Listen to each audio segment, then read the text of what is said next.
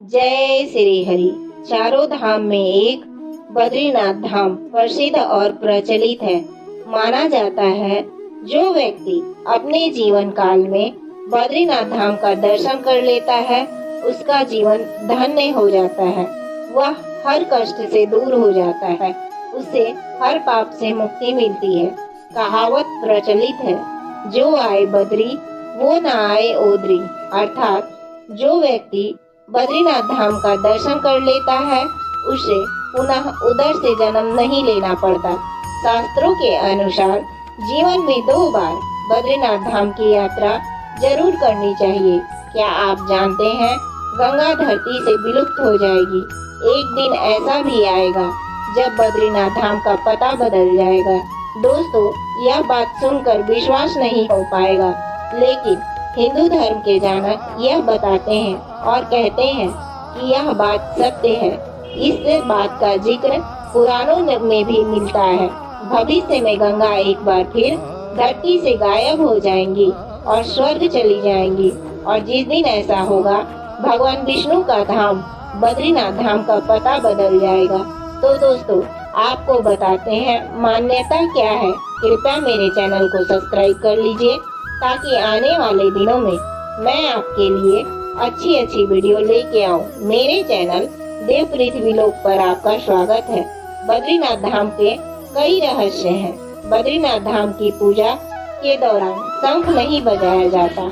वहाँ पुजारी स्त्री का वेशभूषा धारण कर पूजा किया करते हैं। इन सभी मान्यताओं का अपना अपना कारण है, उससे यह एक मान्यता जुड़ी है। बद्रीनाथ के स्थान परिवर्तन को लेकर बद्रीनाथ धाम से 46 किलोमीटर दूर जोशीमठ में एक नरसिंह भगवान का प्राचीन मंदिर है।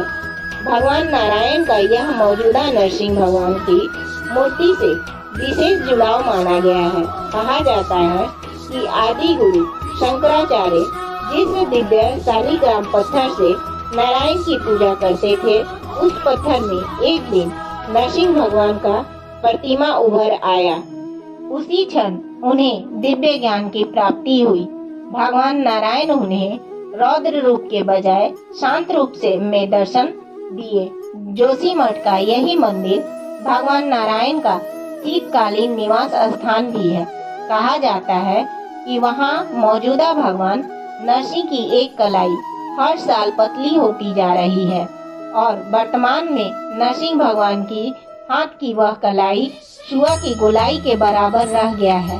कहा जाता है दिन वह कलाई टूट जाएगी, उस दिन से बद्रीनाथ धाम का वह पर्वत जिसे जय विजय कहते हैं वे आपस में मिल जाएंगे, जिससे बद्री विशाल पहुंचने का रास्ता बंद हो जाएगा। हालांकि इस दिन के बाद भगवान विष्णु का दर्शन जोशीमठ से 17 किलोमीटर दूर स्थगित भविष्य बद्री में होगी।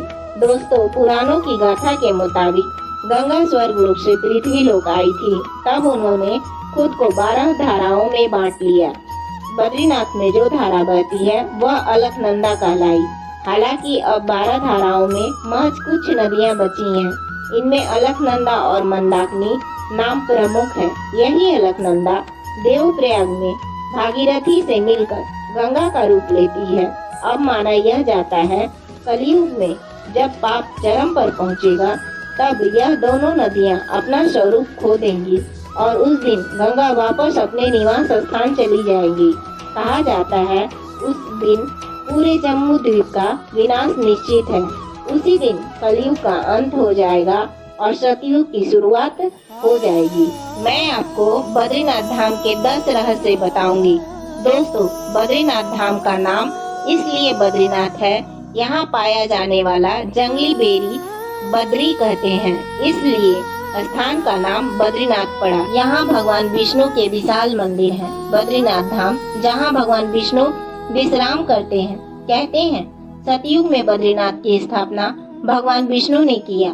केदारनाथ ज्योतिर्लिंग के दर्शन के बाद बद्रीनाथ धाम में भगवान नारायण के दर्शन करने से मनुष्य के सारे पाप नष्ट हो जाते हैं और उससे जीवन में मुक्ति प्राप्त होती है।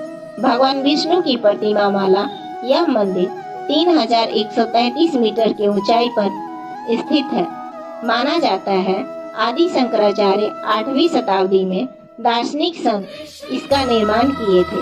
बद्रीनाथ एक मंदिर है जिसे बद्री भगवान विष्णु की एक वेदी है। यह 2000 से अधिक समय से प्रसिद्ध एक तीर्थ स्थान है। अलकनंदा तट पर स्थित गर्म झरना तप कुंड कहा जाता है। एक समतल चबूतरा जिसे हम कपाल कहा जाता है। दोस्तों, पौराणिक कथा के अनुसार यहाँ नीलकंठ पर्वत के समीप भगवान विष्णु अपने ध्यान योग स्थान खोज रहे थे और उन्हें अलकनंदा नदी के समीप एक स्थान बहुत ही भा गया।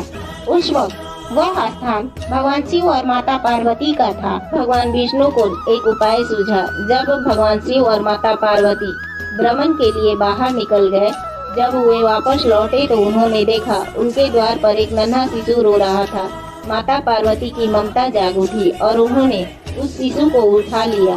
तब भगवान शिव उन्हें रोके और बोले, यह बालक तुम मत उठाओ। तब माता ने पूछा, क्यों ना उठाऊं इस बालक को? तब भगवान शिव बोले, यह बालक यहाँ कहाँ से आया? दूर दूर तक इसके माता पिता नजर नहीं आ रहे। यह कोई आम बालक नहीं, यह कोई मायावी लगता है। तब माता पार्वती नहीं मानी और उस बालक को अंदर लेकर चली गई और उन्होंने उस बालक को विश्राम करने के लिए सुला दिया और खुद भगवान शिव के साथ गर्म झरने स्नान करने चली गई।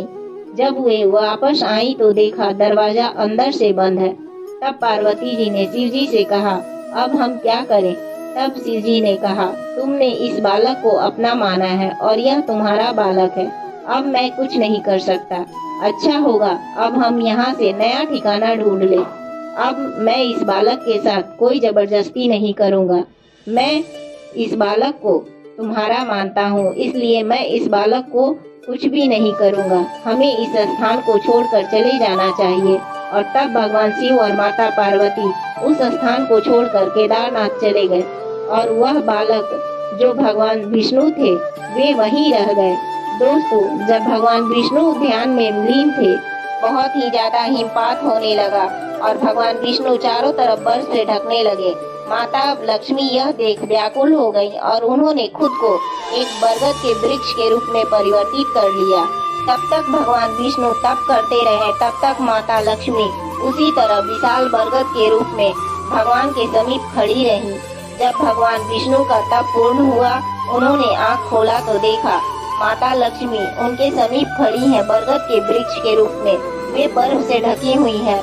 तब भगवान विष्णु ने कहा, हे देवी, जिस तरह मैंने तप किया है उसी तरह तुमने भी इस तप को पूर्ण करने के लिए तप किया है। इसलिए आज से इस तीर्थ स्थल का नाम बद्री धाम रहेगा, क्योंकि तुमने एक बरगद के वृक्ष के रूप में मेरा तप पूर्ण कराया है। इसलिए इस धाम का नाम बद्री धाम रहेगा।